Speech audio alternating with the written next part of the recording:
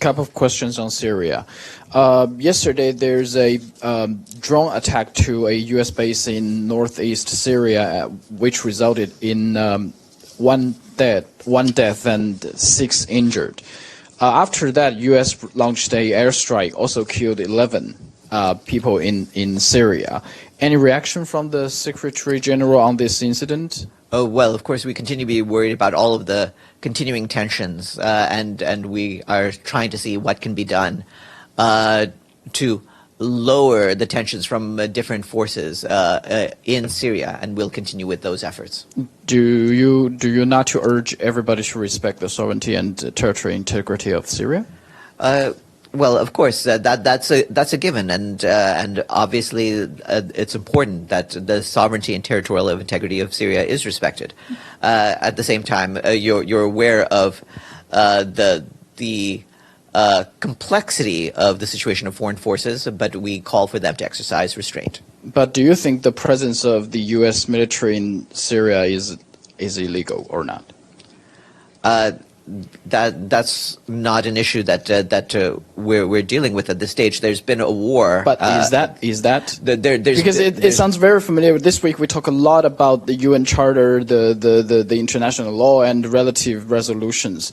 But it sounds to me a foreign presence, foreign military-based presence in another country without invitation sounds like something else to me. You know.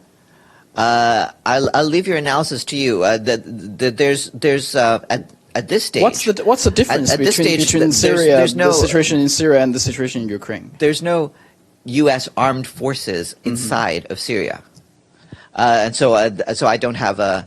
It's not a parallel situation. You're sure there's no U.S. military personnel? I believe there's military activity. Yeah, but in terms of a ground presence in Syria, I'm not aware of that. Okay, 5 U.S. service members were injured in that attack. If there were no U.S. service members in Syria, how could they got injured?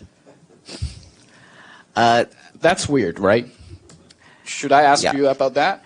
And by the way, if you're talking about the resolution, the international law, here is the resolution from Security Council 2254, I believe. It says in its PA paragraph, reaffirming its strong commitment to the sovereignty, independence, unity, and territorial integrity of the Syrian Arab Republic, and to the purposes and principles of the Charter of the United Nations. Yes, I'm aware of that, and as you see, that is accepted by the members of the Security Council itself. Yeah, so again, back to my question, is that illegal to have presence in Syria for the U.S. base? According to the relevant resolution that I just read out. Yes, the relevant resolution does call for that, and we call on all countries to respect that. I wouldn't go beyond that at this stage.